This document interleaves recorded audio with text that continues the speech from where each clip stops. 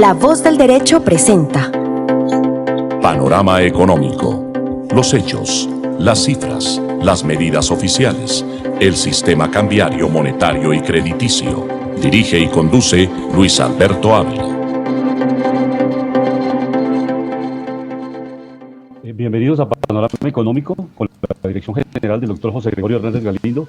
Hoy vamos a acompañarles Jimena Charri, Alejandro Velandia, Alberto Ávila, nuestro invitado, el profesor Gustavo Machado, profesor de la Universidad en Venezuela, en Zulia, y también pues tenemos invitados especiales en el Control Master de Ingeniería de Sonido, Luis Daza. Bienvenidos a Panorama Económico.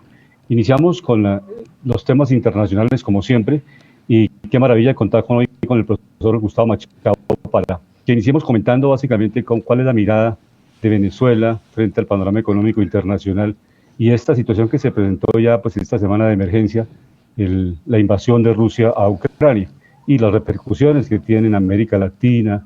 Somos pues importadores de helicópteros, de armamento de Rusia. Colombia inclusive también ha comprado helicópteros a Rusia.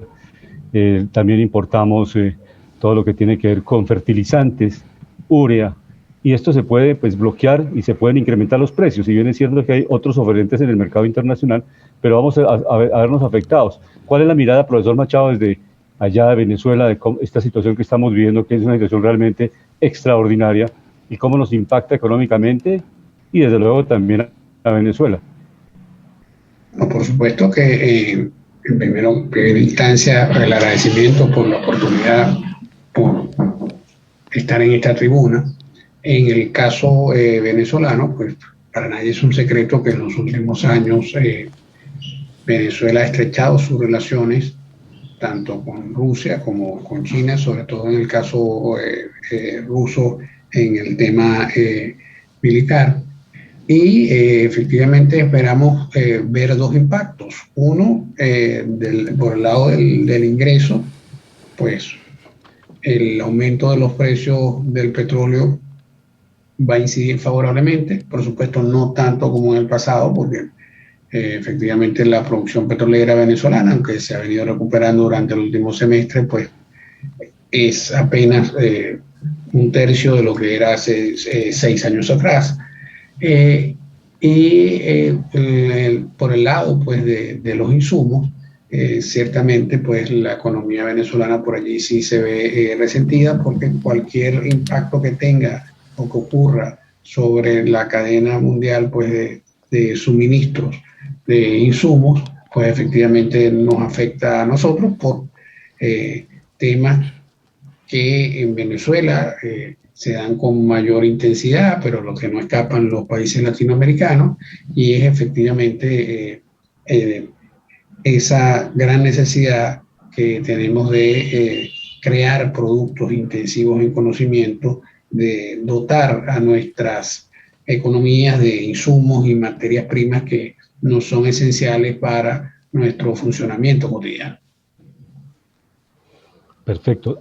Jimena, bienvenida a Panorama Económico. ¿Tiene alguna pregunta para el profesor Machado? Sí, muy buenas tardes para nuestros oyentes y para nuestros invitados especiales el día de hoy. Pues mire que en un comunicado que sacaron ayer, en palabras de Nicolás Maduro, dice que Venezuela está con Putin, está con Rusia, está con las causas valientes y justas del mundo y nos vamos a aliar cada vez más. ¿Qué opina de estas palabras para nuestro invitado, profesor Machado?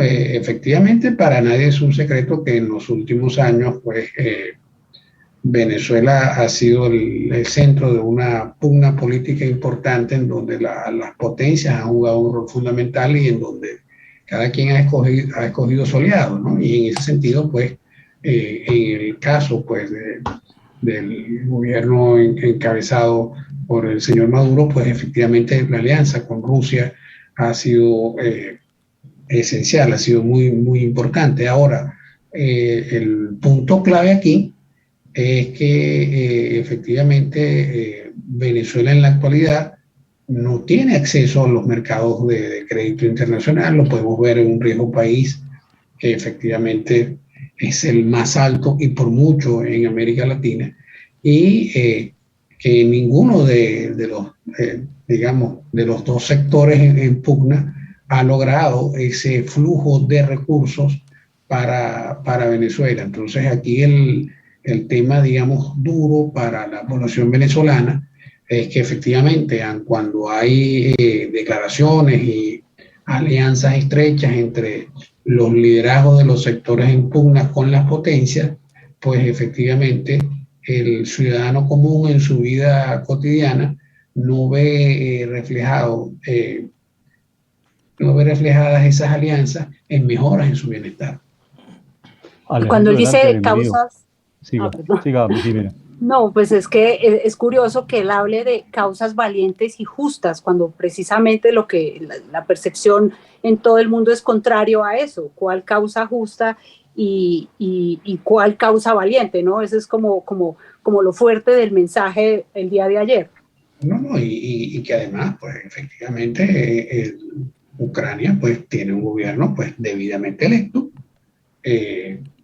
donde efectivamente inclusive el actual presidente derrota en un evento electoral a su predecesor, que sí tenía, digamos, un mayor tinte o una mayor deriva pro-occidental, si lo pudiéramos llamar de alguna manera. Aquí básicamente el actual presidente pues surge pues del mundo de los medios y fue debidamente electo. Entonces realmente es preocupante que estos temas de integridad territorial pues puedan ser trastocados de la noche a la mañana y efectivamente hay que entender que la lógica de los pronunciamientos en Venezuela fundamentalmente responden más a la lógica del funcionamiento del conflicto local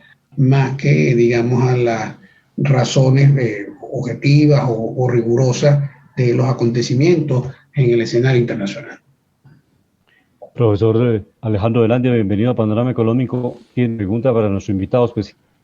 Sí, primero muy buenas tardes a todos nuestros oyentes de Panorama Económico, acompañándolos otro día, este día viernes al cierre de Semana Económica.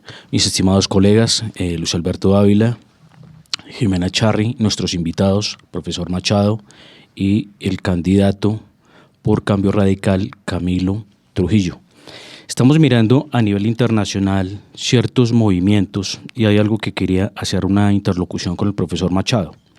Venezuela se dice que tiene las reservas más grandes del mundo de petróleo. Dicen que mucho de este crudo se ha extrapesado, en su mayoría, otro es liviano, creo que está el que está cerca del lago Maracaibo. Pero hay una cosa que le quería preguntar. ¿Usted cree que siempre hay que mirar las dos caras de la moneda en el sentido de que lo que está sucediendo en Rusia con Ucrania es un tema que viene desde muchos años atrás? Y las divisiones, cuando se hacen mal hechas, cuando se parte un país en varias partes, pues trae muchos inconvenientes. El tema a nivel global no sería tratar de hacer una conciliación, una reconciliación, pero respetando la naturaleza de los países y su constitución. No, por supuesto que aquí el tema es respetar pues el principio de autodeterminación, ¿no? Y que efectivamente... Sí, perdón, a lo que voy, profesor Machado, de pronto con la pregunta para aclararla, profundizarla. Lo que es Donbass y Donetsk, supuestamente son partes que son muy prorrusas. ¿Por qué? Porque hay mucho ruso allá viviendo. Claro. ¿Qué era lo que pasaba con el gobierno ucraniano? Que les decía que allá legalmente no se podía instaurar el idioma ruso como oficial, sino que tenía que ser ucraniano. Esto, sumado a otras cosas, dicen que fue lo que llevó a este estallido. Fíjate que ahí, digamos, siempre tenemos salidas, por ejemplo, y digamos la política pública moderna te puede dar efectivamente políticas de armonización, por ejemplo, una mayor descentralización, niveles de autonomía. Efectivamente te pueden buscar ese tipo de conciliación, porque ¿cuál es la preocupación?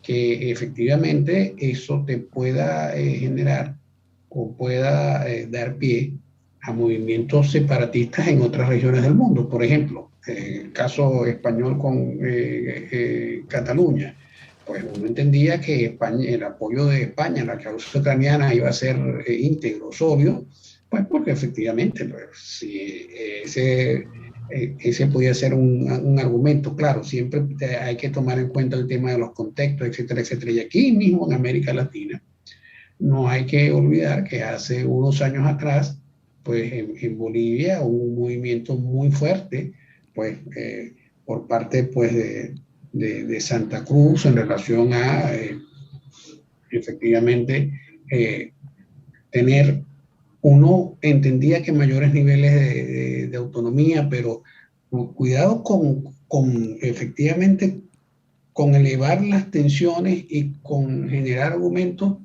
que después, aplicados en otras localidades, te generen problemas. Entonces, uno lo que cree es que con políticas efectivas de descentralización, con acercamientos de los recursos hacia donde están los problemas, y allí, por ejemplo, el tema de los presupuestos participativos puede jugar un rol fundamental, se pueden atenuar los problemas. Y el punto es que lo que sí, digamos, está por plantearse es que existiendo pues todas estas posibilidades de descentralización, de presupuestos participativos, evidentemente el hecho que ya tú llegues a un tema bélico, lo que implica es que efectivamente esas alternativas no fueron exploradas, y es lo que uno al final lamenta, porque en los temas bélicos, pues efectivamente ya sí tienes elementos que son irreparables. Y bueno,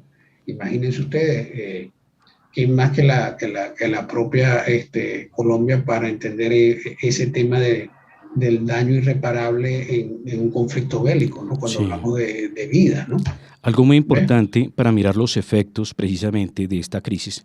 Miramos, por ejemplo, las materias primas hoy. El oro, recordemos que es un refugio de capitales a nivel global por fondos y por grandes inversionistas, lo vemos hoy cayendo el 1.70%, cerrando en los $1.893 por onza. En el caso, por ejemplo, algo que nos compete también mucho a Venezuela y a Colombia, el crudo WTI, que es un crudo más hacia el crudo liviano, está cerrando los $91.95, también cayendo el 0.93%. En el caso de la plata, otro refugio también por excelencia a nivel global, también cayendo 1.87%, cerrando los $24.22. El gas natural también cayendo 3%. Recordemos que en este problema entre Rusia y Ucrania, el tema del gas es vital para Europa, y no solo por la interconexión en estos países, porque recordemos que gran parte del gas que va hacia la Unión Europea atraviesa por el lado de Ucrania. Recordémosle a los oyentes que hay un nuevo proyecto que está a punto de abrirse, que Alemania lo acaba de bloquear, que es el Nord Stream 2, que era el nuevo proyecto para abastecer a Alemania de gas. Recordemos que Alemania depende del 35 al 40% del gas ruso y del 30% del petróleo ruso. Entonces, es importante, y como vemos hoy en cuenta, hablando también de los fertilizantes en Colombia, que el mundo está muy interconectado. Entonces, precisamente, por eso es que es tan importante sentar a todas las partes, respetar parte de su historia y desde ahí empezar a negociar y hacer acuerdos. Miramos, por ejemplo, también bolsas internacionales. La bolsa de Nueva York hoy subiendo en todos sus indicadores positivos, Dow Jones cerrando positivo 2.36%, el Standard & Poor's 500 2.10%, en Alemania el DAX 3.67%, en Londres el FTSE subiendo el 3.60% y en Japón el Nikkei subiendo 1.95%. Recordemos, todos estos datos son en tiempo real.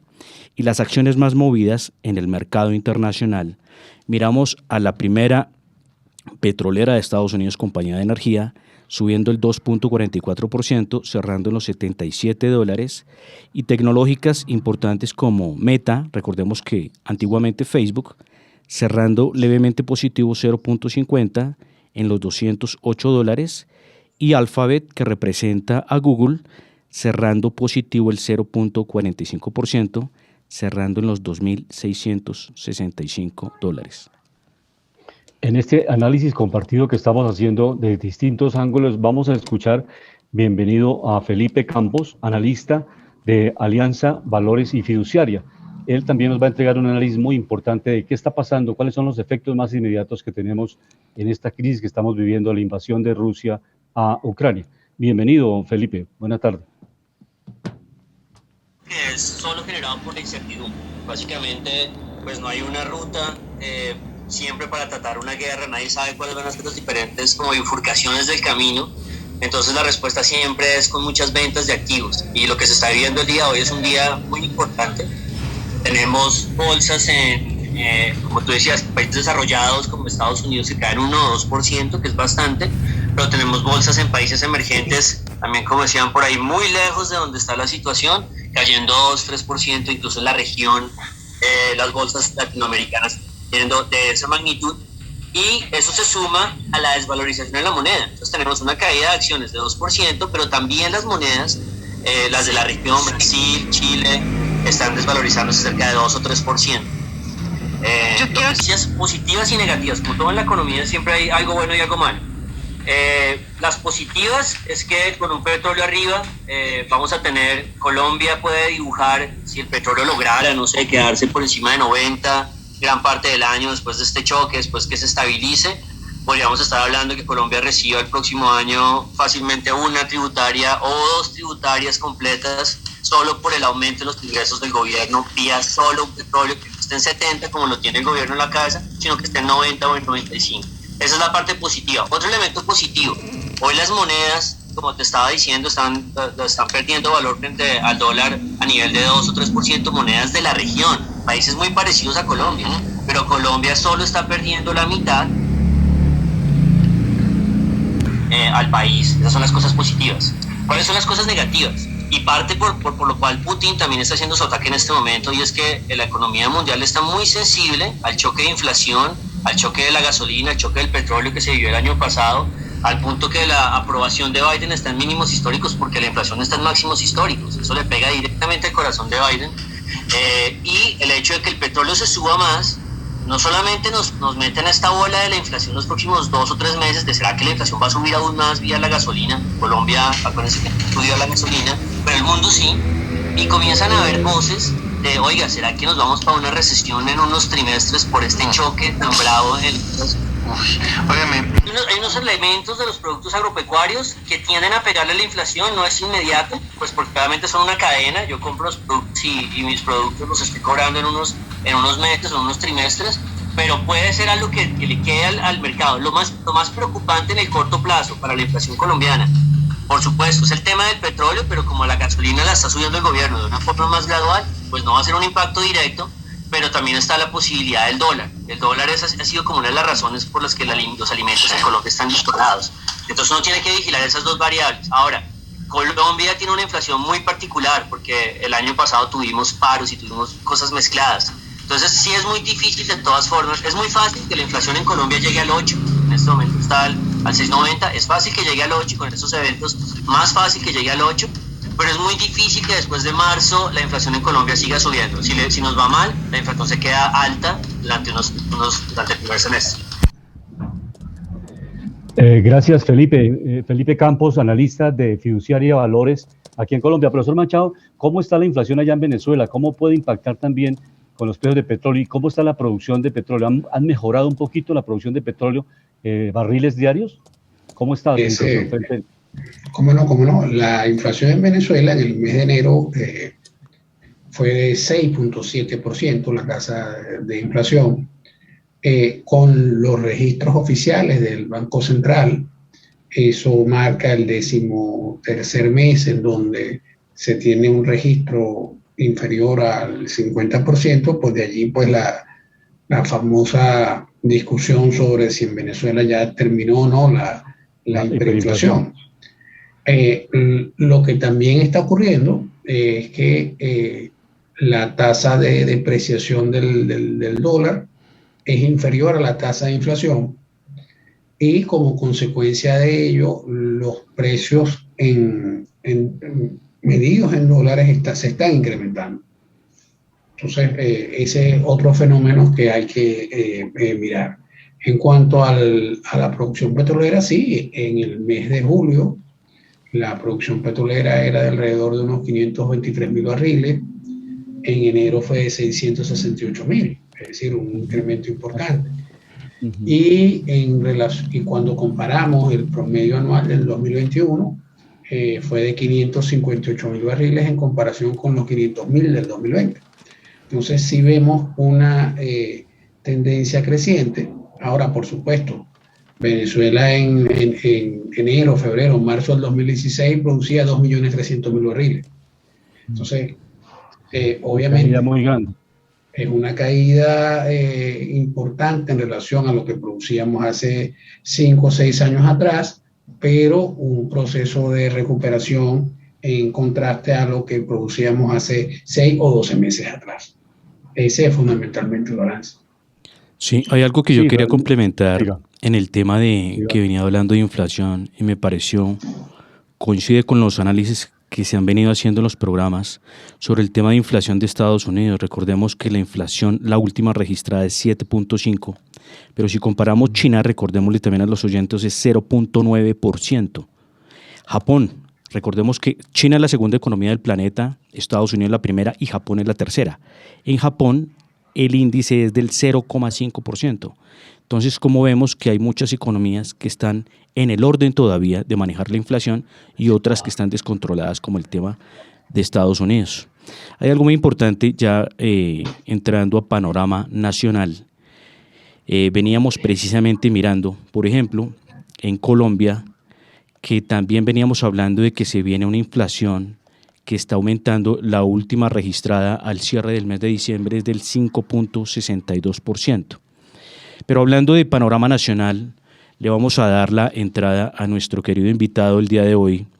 Él es, recordemos, hijo de Carlos Holmes Trujillo, un servidor público que estuvo en grandes estamentos del Estado, en grandes puestos, y él nos va a contar cuál es su bandera. Él está aquí con nosotros, él está por Cambio Radical, va para el Senado, es el número 100, y nos va a contar sobre todo el tema económico de sus ideologías con el tema de desarrollo, la libre empresa, el tema del buen manejo de impuestos y el tema de la buena administración de las entidades públicas. Camilo, muy buenas tardes, un saludo de parte de todos los oyentes, puedes presentarte.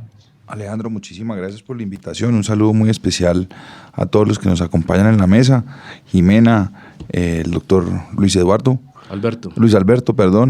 el profesor que nos acompaña también, Machado, el profesor Machado. Muchísimo gusto saludarlos por estos micrófonos y un saludo muy especial a todos los oyentes.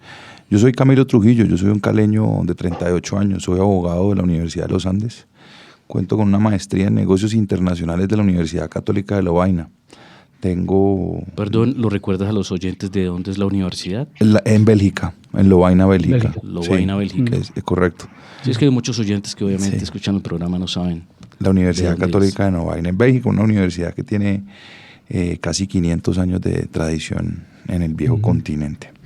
Tengo 10 años de experiencia en el sector privado. Yo trabajé 4 años como abogado en la fiduciaria Bancolombia, trabajando en una mesa interdisciplinaria, estructurando proyectos fiduciarios directamente de la mano con el banco, con el brazo del leasing en ese momento, con la mesa de dinero.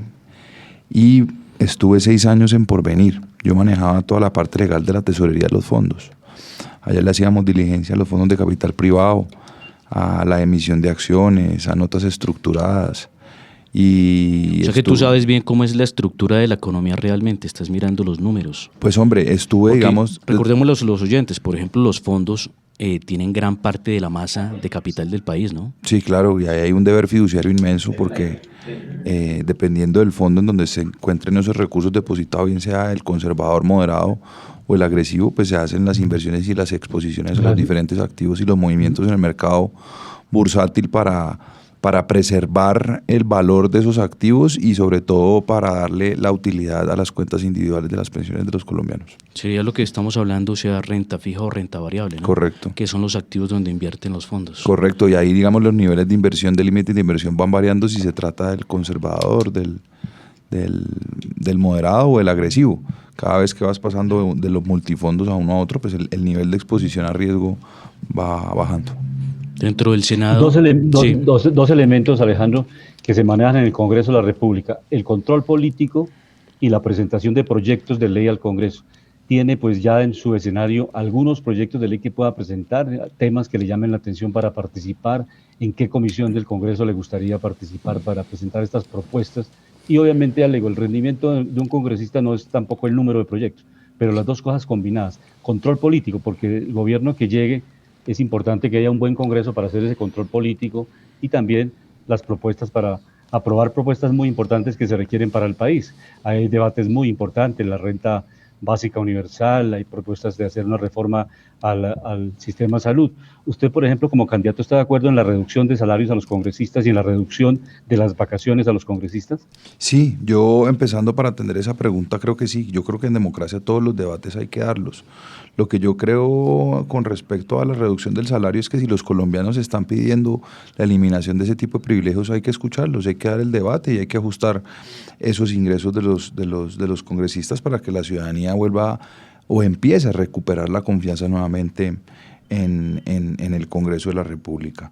Y frente al cuanto al tema de las vacaciones, pues yo más bien hablar de vacaciones, se habla de receso legislativo. Yo sí creo que deberíamos buscar un mecanismo que obligue a los congresistas a que en el receso legislativo sí vayan a territorio a compartir y a dialogar y a abrir esos espacios de participación con sus representados.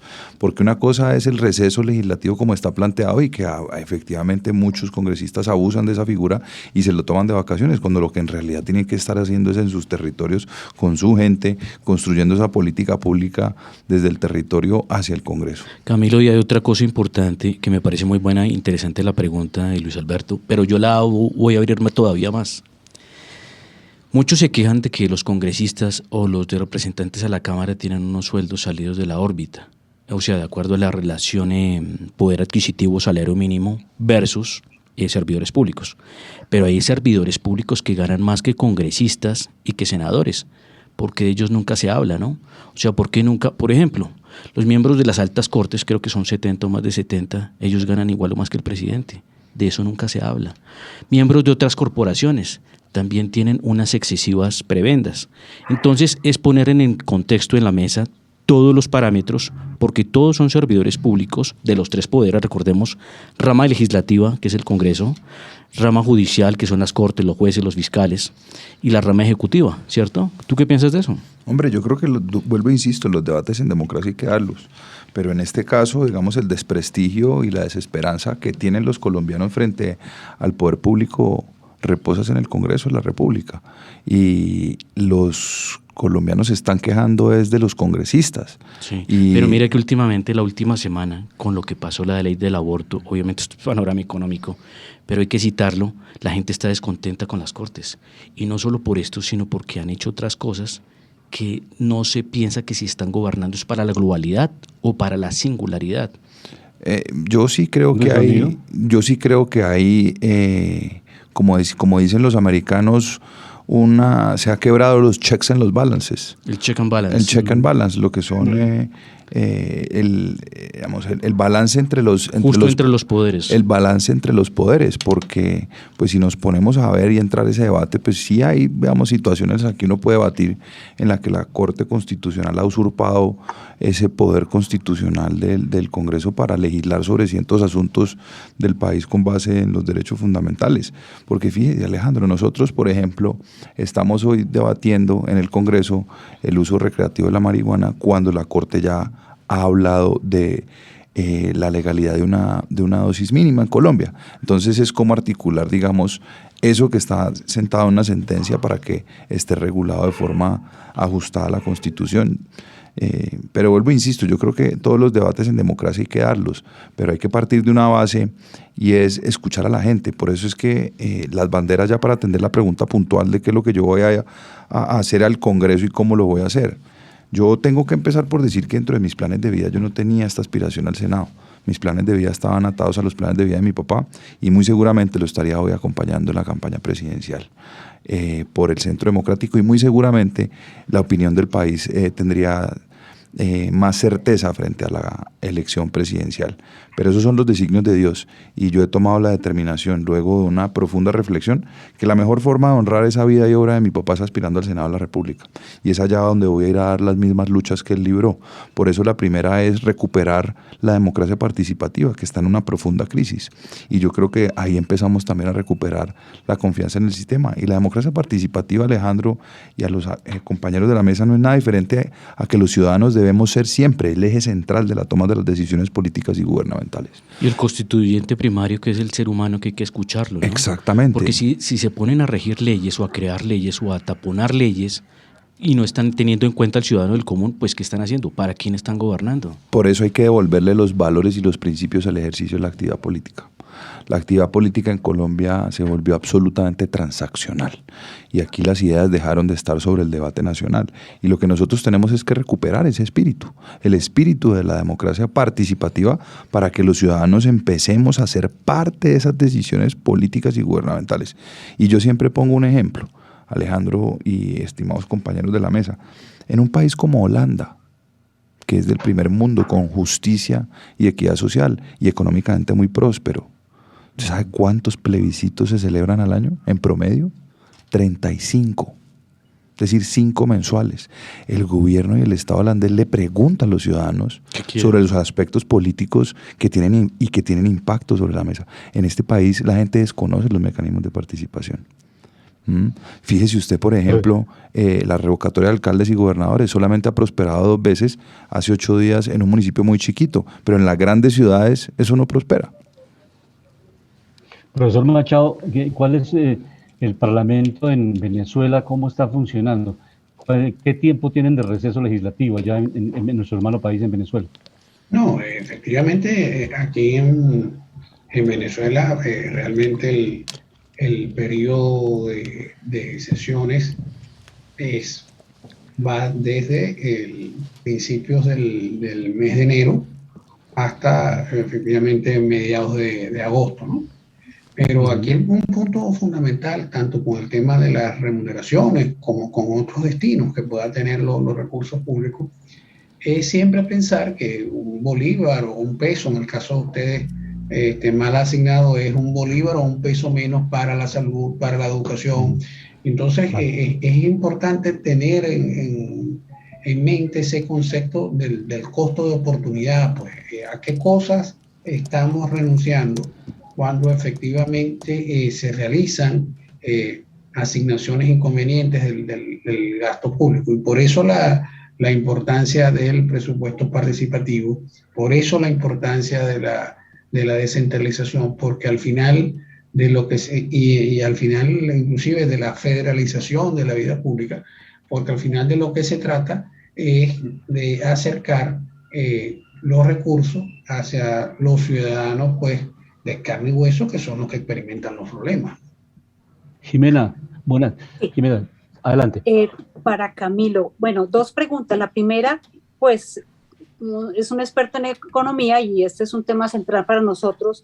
Muchos analistas esperan que la tasa de interés del Banco de la República posiblemente en marzo llegue a 5.5%. Esto para la economía del país, ¿qué puede ser? Ellos dicen que uno de los factores de esta alza puede ser la inflación. Y la otra pregunta es si estaría o está de acuerdo en que es necesario hacer una reforma estructural, tributaria,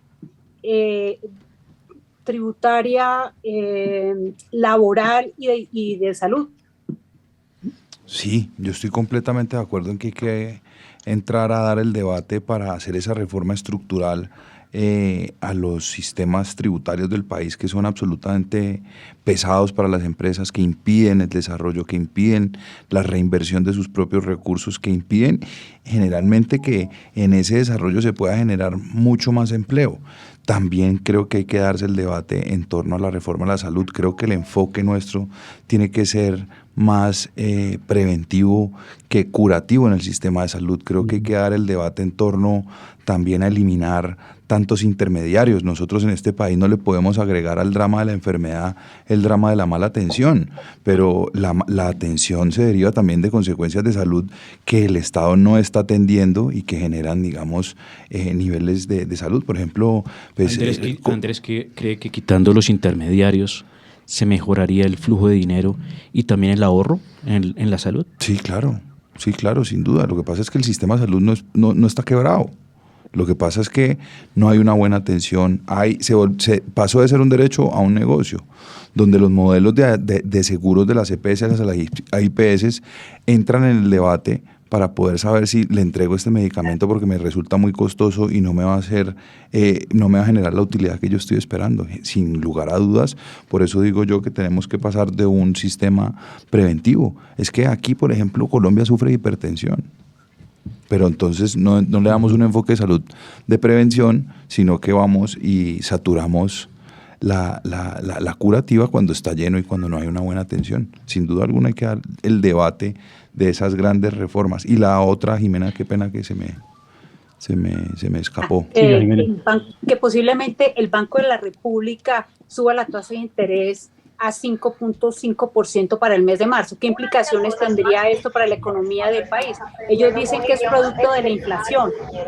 No, pues es que esto impacta directamente la canasta familiar y la economía de los hogares colombianos, en que simplemente con esa emoción que sintieron en términos de opinión y de número de elevar el salario mínimo, pues con eso no van a poder ni siquiera costear su canasta familiar. Entonces yo sí creo que eso afecta directamente a los hogares colombianos, al acceso al microcrédito, al crédito y al desarrollo general de todas las pymes, mipymes que ven en el sistema financiero la forma de poder hacer ese desarrollo y las inversiones que requieren. Sí, hablando del tema, miremos que, por ejemplo, la tasa de intervención del Banco de la República está en el 4%.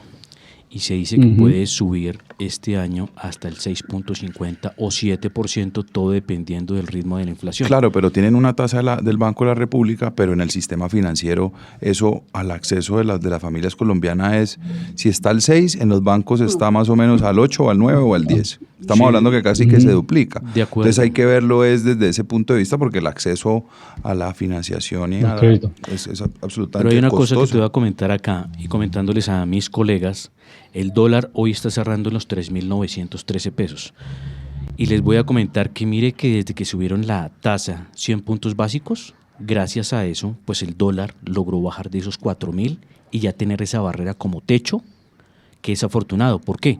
Porque Colombia, como ustedes saben, importa más de lo que exporta. Los productos vienen con dólares. Obviamente, al dólar ser más costoso, pues obviamente todos los productos suben. Al dólar también bajar de precio, pues también los productos, por ende, tendrían que trasladarse más baratos al consumidor final. Pero hay algo que yo veo que raíz, y quiero un comentario también de nuestro invitado Camilo, que es que esto viene más estructural. Precisamente lo que hablábamos, el tema de los impuestos, hay que reformarlo en este país, porque no es solo mirar las tasas, sino qué se está haciendo con los dineros. Por ejemplo, hablando de reformas tributarias. En los países de Europa, tú que estuviste ahí en Lovaina estudiando, cuando hay una crisis financiera, lo primero que van a hacer antes de una reforma tributaria es revisar el gasto. ¿En qué se está gastando el dinero?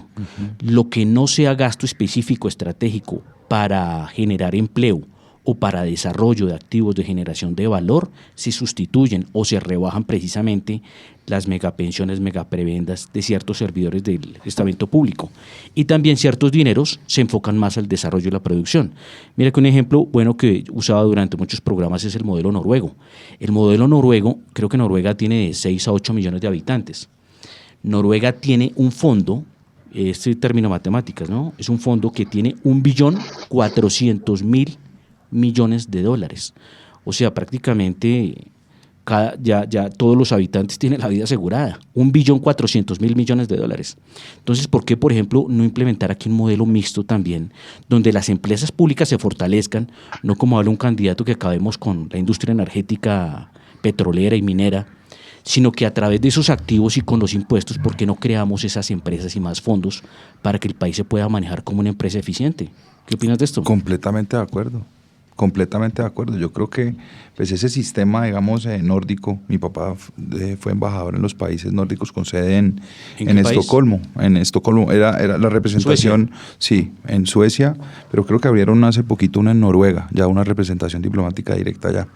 Y es digamos, el sistema social es absolutamente impresionante, que les garantiza en todos los aspectos la vida a sus ciudadanos. Allá la tasa de tributación en renta sobre ingresos, la retefuente, es del 54%. Para el ciudadano común. Para el ciudadano común. Y mira que para las empresas es un poco más bajo. Es un poco más bajo. Lo que pasa es que ese 54 ya le garantizan a usted educación, salud y vivienda. Y hasta una pensión. Y hasta una pensión. Pero entonces cuando usted va a esas empresas tienen un sistema tributario que les permite hacer las inversiones suficientes para que sus mismos colaboradores tengan ingresos lo suficientemente altos para un nivel de vida nórdico, pues para que le quiten el 54% y con el resto puedan vivir tranquilamente. En este análisis económico que estamos haciendo hoy vamos a escuchar a Martín Ibarra, que es el presidente de Ibarra Asociados en estos 60 años de esta firma en el país, que es muy importante en el comercio exterior, todo lo que tiene que ver con la logística internacional y unos elementos importantes, cuál es la perspectiva del comercio exterior colombiano. Bien interesante. Bienvenido, Martín Ibarra, presidente de firma Ibarra y Asociados. Por ejemplo, el otro día, hablando con el director de la Agencia Nacional de Minería, me decía que Colombia tiene unas reservas de cobre tan importantes como las de Chile y Perú. Y un vehículo eléctrico requiere 5 veces más cobre que un vehículo de explosión. Ahí tenemos hay metales indispensables para el mundo verde. No es posible un mundo verde sin los molinos de viento que generan energía que requieren aluminio y requieren cobre. Y no es posible un mundo ecológico sin la energía hidroeléctrica o la energía solar. Y el hecho de que Colombia sea el segundo país con más pluviosidad del mundo y montañas, esa combinación de agua y montañas, hace que podemos tener una magnífica potencialidad de atraer proyectos que requieren energías hídricas o energías solares. Por ejemplo, en una zona franca en la que estamos vinculados, en el Valle del Cauca, se está creando un parque solar que va a suministrar la mitad de la energía para sus usuarios, y eso para una empresa multinacional es un argumento muy seductor de producir sus bienes con energía limpia y bajar su huella de carbono. Y para no hablar de los alimentos, la frontera agrícola de Colombia es gigantesca. Por decirte, si ves, Ricardo, en el año 2020, que bajó el comercio mundial de bienes un 8% y un 20% en servicios, el comercio agrícola creció porque somos más gente y la gente hoy en día en casa come más. Y ahí tenemos una oportunidad maravillosa en alimentos sostenibles hacia el futuro. Hay miles de hectáreas que podemos desarrollar. Necesitamos desarrollos legales que permitan pasar de la unidad agrícola familiar a la extensión importante para alimentar el mundo. Pero te doy un dato que es impactante. El promedio mundial de exportaciones agroindustriales son $250, el latinoamericano 400. Hay 4 países de América, Costa Rica, Chile, Uruguay, entre otros, que exporta más de $1.000 por habitante en agroindustria. Colombia exporta 650 todo y exporta 1.000 solo en alimentos. Colombia exporta $146 en productos agropecuarios. O sea, tenemos una posibilidad de crecer gigantesca. Si Colombia solamente exportara el per cápita latinoamericano en agroindustria los $400, exportaremos 20.000 millones y no 7.000 en alimentos. Y estamos en equilibrio entre lo que importamos y exportamos en alimentos. Eso no puede ser. Entonces, otro es los elementos, la producción de hidrógeno verde. Patricia Galofre en su capítulo le dedica una gran parte. Yo la semana pasada estuve en Brasil y estuve dentro de un evento de oportunidades nuevas de Brasil y decían que el 30% de los costos de producir alimentos son los fertilizantes, y el hidrógeno verde permite la fabricación de fertilizantes a partir del hidrógeno. O sea, no solamente energía, fertilizante.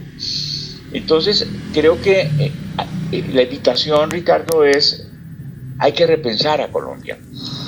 ¿Para qué somos buenos los colombianos en un momento de un mundo más verde, donde las cadenas lejanas se convierten en cadenas cercanas? Yo te diría que pocos países pueden bajar tanto la huella de carbono del comercio internacional como Colombia. Tú te das cuenta, Barranquilla, uno se empina en Barranquilla o en Cartagena y ve a Miami al otro lado.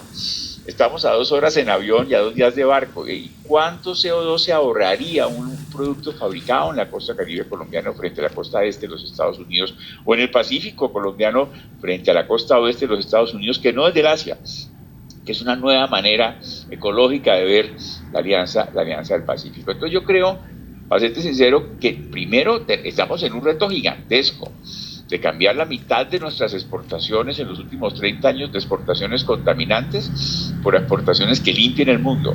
Y segundo, se nos abren unas oportunidades maravillosas en capitalizar esta estrategia. Pero para eso creo que necesitamos dedicarle muchas horas a planear y a identificar para qué es bueno Colombia dentro de un mundo que cada vez será más verde. Sí, hay algo que quería complementar y me parece muy buena esta entrevista, esta información, pero hay algo que precisamente quiero que hagamos un análisis porque es que como muchos candidatos entran en el fanatismo de no la explotación a la naturaleza. Para explotar estas minas de cobre hay que hacer grandes excavaciones y grandes profundidades. Gran parte de la minería o de las cosas que usamos nosotros en el día a día, los celulares, el coltán, el litio, bueno, muchos elementos y materiales, toca hacer exploración con la tierra. Lo ideal es hacerlo sostenible. Una forma de hacer las cosas sostenibles en el tema de materias primas es sembrar árboles, hacer reforestación, replantar esos campos, arreglar precisamente esas extensiones de tierra que han sido explotadas. Esa es una forma, y una de las mejores formas, ya lo han demostrado los ambientalistas también, es la forestación. Pero hay algo muy importante que también le quería hacer un énfasis acá, hablando de política económica, a nuestro invitado Camilo. ¿Qué opina usted de la industria energética nacional? ¿Es importante cuidarla? Y hagámosle un recuerdo a los oyentes. El primer rubro de exportaciones es petróleo, el segundo es la minería. El café, que era primero, ya está en tercer o cuarto lugar, que se la pasa peleándose con las remesas, ¿no? Entonces, ¿no sería importante, Camilo, fortalecer el sector energía que tenemos? Esta compra que hizo, por ejemplo, Ecopetrol por parte de ISA, son empresas del Estado, hablando de los grandes fondos, la seguridad precisamente económica de los países estratégica. ¿No sería importante agrandar estos activos precisamente para nosotros, por ejemplo, poder exportar más energía a Centroamérica y a Suramérica y coger estos activos y diversificar una cartera de estas materias primas que le den solidez también a las finanzas públicas? Sí, sin duda alguna. Yo creo que nosotros no podemos pensar en que nuestra economía no esté basada en esta energía, digamos. Hay que fomentar el desarrollo sostenible de estas empresas, que cuiden el medio ambiente con nuevos mecanismos, tecnologías que puedan proteger, digamos, todas esas amenazas al medio ambiente y todo lo demás. Pero al mismo tiempo yo creo que con base en esas rentas que generan y esa riqueza que traen, también debemos explotar otro sector económico. Nosotros también tenemos que pensar en tecnificar el campo, llevar tecnología a los distritos de riego, llevar conectividad a nuestro sector rural, revolucionar las vías terciarias para que en verdad nosotros explotemos el potencial que tiene Colombia para hacer una despensa a nivel mundial, para que nuestro agro esté al nivel de las grandes industrias a nivel mundial. Tenemos todo para hacerlo. Entonces, ya que Camilo, por ejemplo, habla de Holanda. Holanda es uno de los grandes productores de productos agro. Es uno de los potencia a nivel mundial, y mire la extensión que tiene Holanda, ¿no? Claro. Por un lado. Pero mire que eso surge en base a políticas, por ejemplo, de baja tributación para los productores, y es más, muchos de los insumos que ellos importan para producir el agro vienen o cero impuestos o subsidiados. De acuerdo. Ahí está. Eso hay que fomentarlo, digamos. Sin duda alguna, yo creo que, pues, y además yo... Sí, yo pienso, y no sé usted qué opina de esto, pero es que yo pienso que es que la solución se genera es con una cartera de valor y con un ciclo de costos que permita ser competitivos. Porque es que el país tiene tierras, el país tiene agua, tiene el mejor clima. Pero si obviamente no está enlazado esa cadena de costos, donde el producto final no se haga competitivo a nivel internacional, para pelear con precios y con calidades, pues es complejo. hay que fortalecer, digamos, hay que fortalecer Ecopetrol, hay que fortalecer todas las inversiones y toda la cadena de valor en el sector energético, pero al mismo tiempo tenemos que buscar mecanismos para no ser exclusivamente dependientes de la exportación de petróleo. Energía, sí. Claro, nosotros tenemos un gran potencial. Para evitar eso que decían los holandeses, que es la enfermedad holandesa, que es cuando dependen de un solo sector, ¿no? Es correcto. Entonces, por ahí, digamos, algunos discursos es donde buscan atacar porque definitivamente la dependencia exclusivamente de eso pues nos ha visto ver al vaivén de los juegos del mercado y determina mucho el comportamiento en gran medida de la economía nuestra. Hay que buscar fortalecer esos otros sectores. Tenemos muchísimo potencial. A través de los que ya tenemos fuertes. Claro, tenemos no muchísimo. se trata de quitar los fuertes y hacer crecer otros, sino que los fuertes sean más fuertes y los que vienen los hagamos crecer. Exactamente, es como una mesita. La economía la tenemos que ver como una mesa donde el potencial de los sectores sea cada una de las paticas, pero tiene que funcionar armónicamente para que haya un balance. Sí, de Vale. acuerdo. Camilo, Profesor Machado, ya estamos al cierre del programa, nos quedan 2 minutos. Profesor Machado, ¿cómo está la transición energética en Venezuela? ¿Cómo están avanzando ustedes? ¿Hay alianzas con Rusia, con China en materia de hidrógeno, de energía eólica? ¿Cómo está trabajando ese tema? Obviamente que ustedes están con otras miradas, con otro enfoque, con otras alianzas. ¿Cómo está esa situación en Venezuela? No, efectivamente es un camino a recorrer. Ahora, en las intervenciones anteriores pudimos observar o escuchar algo del camino a recorrer.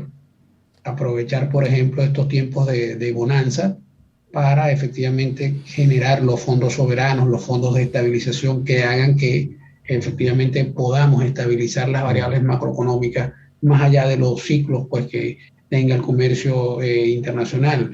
El tema de la disciplina presupuestaria para que efectivamente con un sector público solvente sea inclusive más propicio un clima de bajas tasas de interés y que inclusive obviamente no tengamos que recurrir, por ejemplo, en el caso de Colombia se recurre al alza de la tasa de interés para tratar de controlar el dólar.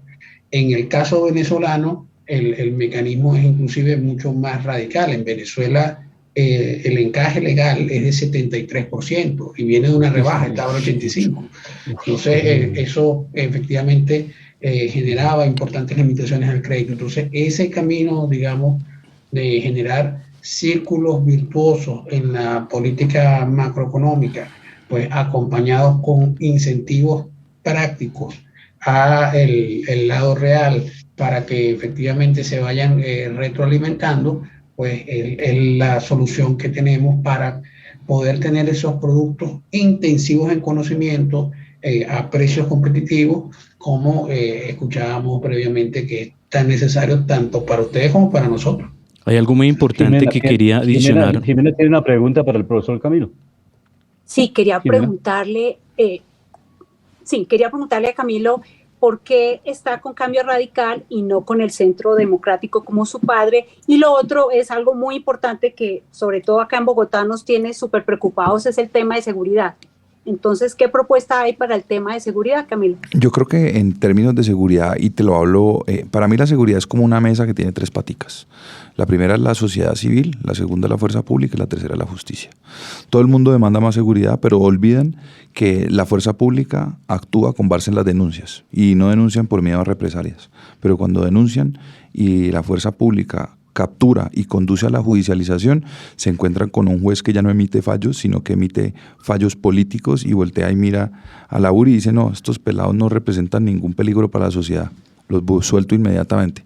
Eso automáticamente genera un impacto en la moral de la fuerza pública, porque entonces eso desincentiva a generar procesos de captura y de conducción a la judicialización. Creo que esto pasa, el tema de la seguridad no solamente se puede ver como pie de fuerza y como herramientas y armas para tenerlo. Ya quisiera todo el mundo tener un policía por cada ciudadano, pero no se puede. En la cuadra. Sí, de acuerdo, pero no se puede. Aquí hay que entrar a hacer temas pedagógicos, en formar buenos ciudadanos, en denunciar. Hay muchas, mire, el tema pedagógico, yo viví un tema en la Dirección Técnica de Seguridad de Transmilenio, donde los delitos menores en Transmilenio son a diario por montones, pero la gente no denuncia.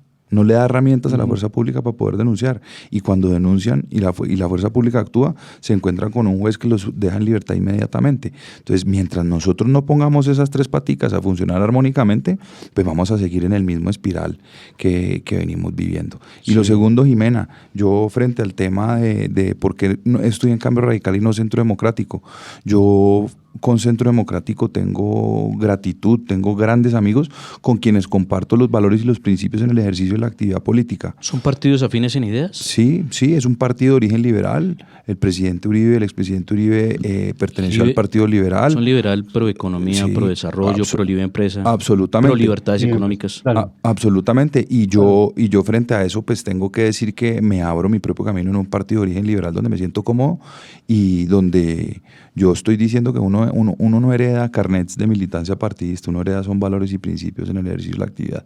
Y si me permite ya ser un poquito jocoso, ya la respuesta sería es que me fui para Cambio Radical porque en Centro Democrático no me iban a dar el número 100. Sí. Oye, una última pregunta que te iba a hacer, ya que estamos cerrando el programa, para que le hables a todos tus oyentes y los que van a votar por ti con todo tu corazón. ¿Por qué votar por Camilo? Yo soy un joven con muchas ganas de ver este país por la senda de la justicia y la equidad social.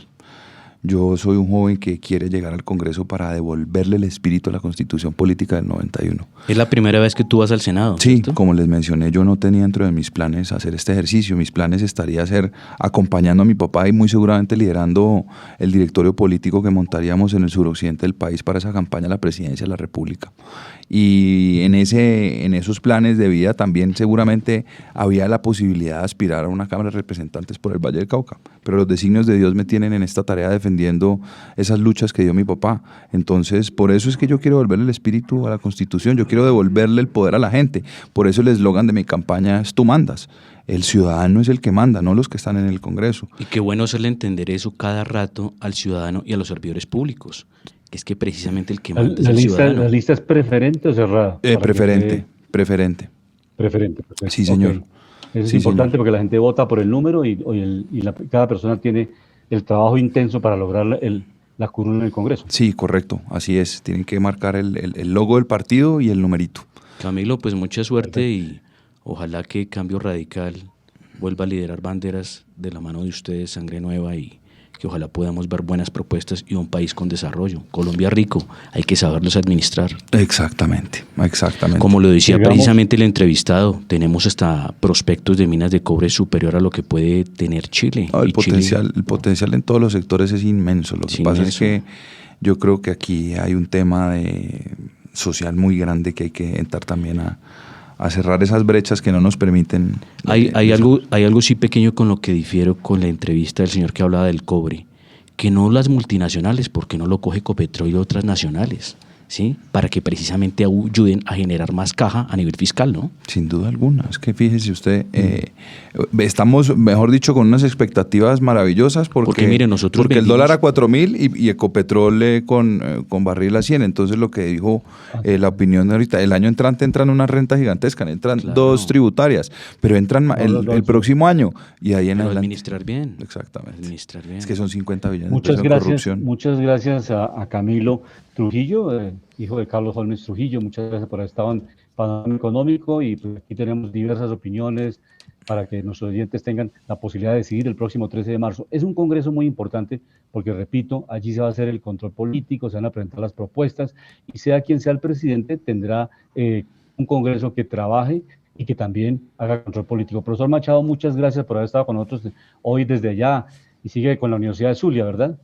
Sí, cómo no, y realmente coincidiendo plenamente con ese diagnóstico. Podremos tener problemas de liquidez, nuestros países podrán tener problemas de liquidez, pero no de solvencia. Perfecto, muy amable. Jimena, muchas gracias. Alejandro, muchas gracias. Y nos vemos la próxima semana en Panorama Económico con la dirección general del doctor José Gregorio Hernández Galindo. Muy buena tarde para todos. La Voz del Derecho presentó Panorama Económico. Los hechos, las cifras, las medidas oficiales, el sistema cambiario, monetario y crediticio, la agricultura, la industria, en La Voz del Derecho.